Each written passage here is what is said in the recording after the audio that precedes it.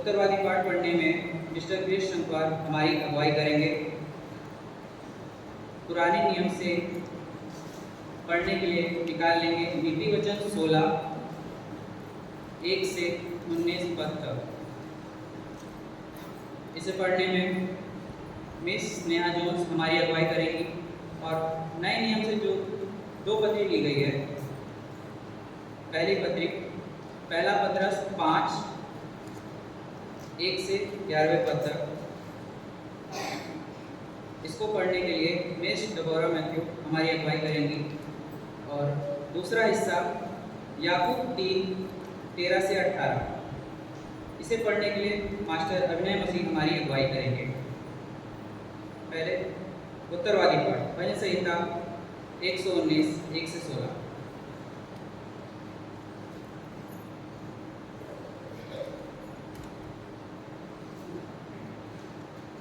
आप सब लोगों को जय मसीह। आज का उत्तरवादी पाठ लिया गया है भजन संहिता 119 उसकी पहली आयत से लेके 16। Today's responsive reading of the Psalms has been taken from Psalms 119 verses 1 to 16. क्या ही धन्य है वे जो चाल के खरे हैं और यहोवा की व्यवस्था पर चलते हैं।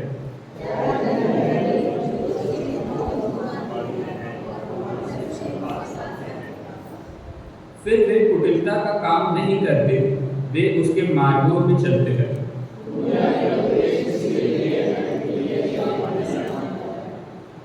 भला होता कि तेरे विधियों को मानने के लिए मेरी चाल चलन दृढ़ हो जाए।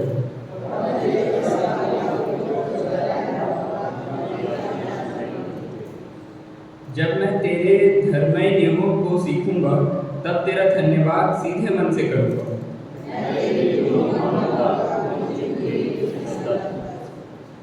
जवान अपनी चाल को किस उपाय से शुद्ध रखे, तेरे वचन के अनुसार सावधान रहने से।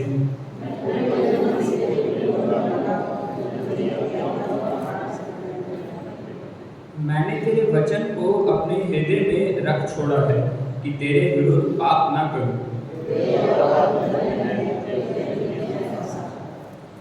तेरे सब कहे हुए नियमों का वर्णन मैंने अपने मुंह से किया है।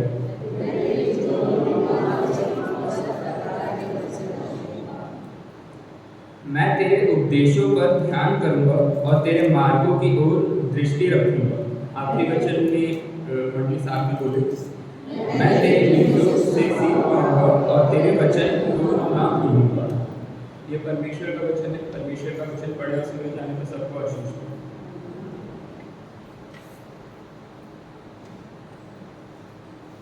मंडी में मेहरबानी से बैठ जाए।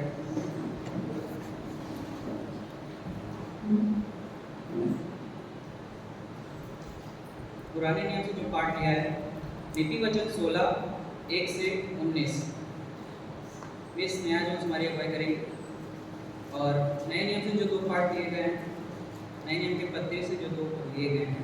पहला पत्रस 5 1 से 11 और दूसरा हिस्सा याकूब 3:13 से 18।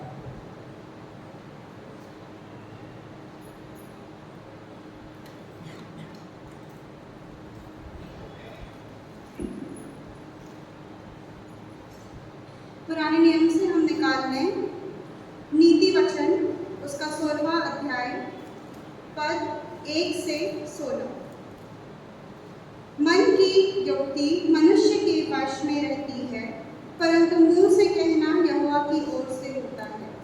मनुष्य का सारा चाल चलन अपनी दृष्टि में पवित्र ठहरता है, परंतु यहोवा मन को तौलता है। अपने कामों को यहोवा पर डाल दे, इससे तेरी कल्पनाएं सिद्ध होंगी।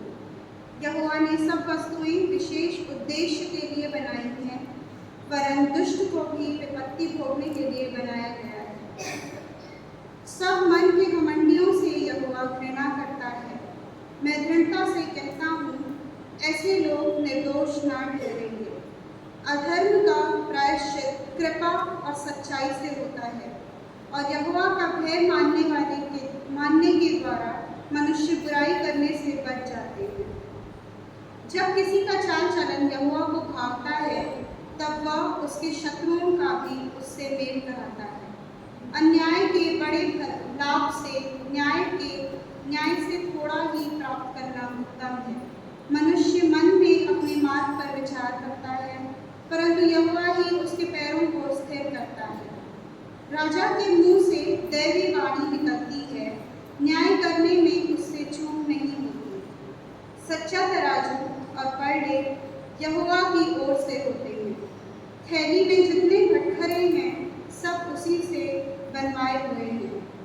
यहोवा दुष्टता करना राजाओं के लिए घृणित काम है, क्योंकि उनकी गद्दी धर्म से ही स्थिर रहती है। धर्म की बात बोलने वालों से राजा प्रसन्न होता है, और जो सीधी बातें बोलता है उससे वह प्रेम रखता है। राजा का क्रोध मृत्यु के दूत के समान है, परंतु बुद्धिमान मनुष्य उसको ठंडा रखता है। राजा के मुख की चमक में जीवन रहता है, और उसकी प्रसन्नता बरसात के अंत की खटक के समान होती है। बुद्धि की प्राप्ति चोखे सोने से क्या ही उत्तम है, और समझ की प्राप्ति चांदी से अति योग्य है। बुराई से हटना सीधे लोगों के लिए राजमार्ग है। जो अपने चाल चलन की चौकसी करता वह अपने प्राण की भी रक्षा करता है। विनाश से पहले गर्व और ठोकर खाने से पहले घमंड होता है। घमंडियों के संग लूट बांट लेने से दीन लोगों के संग नम्र भाव से रहना उत्तम है। यह परमेश्वर का वचन है। परमेश्वर के वचन के पहले सुने जाने का हम सबको आशीष दे।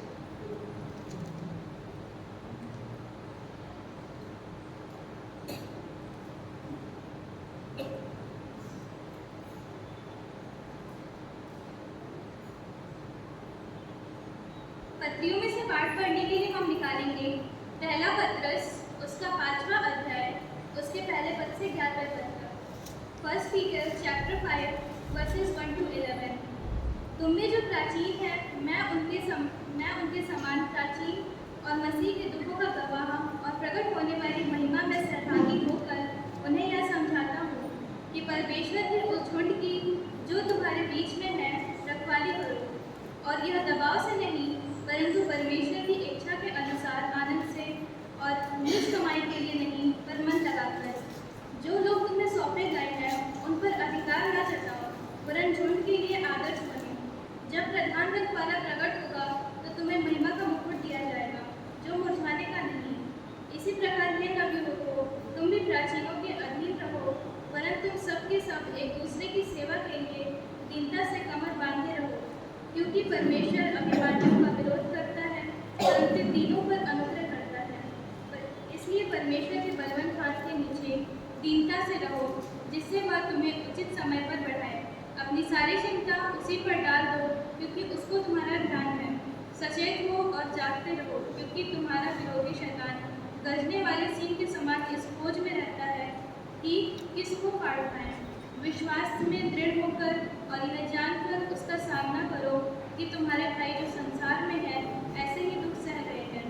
अब परमेश्वर जो सारे अनुग्रह का दाता है, जिसने तुम्हें मसीह में अपनी अनंत महिमा के लिए बुलाया है, तुम्हारे थोड़ी देर तक दुख उठाने के बाद आखिर तुम्हें सिद्ध और स्थिर और बलवंत करेगा। उसी के साम्राज्य युगानी युग में। आमीन। यह परमेश्वर पिता जी का वचन है। इस वचन को पढ़ जाने पर आशीष मिले। आमीन।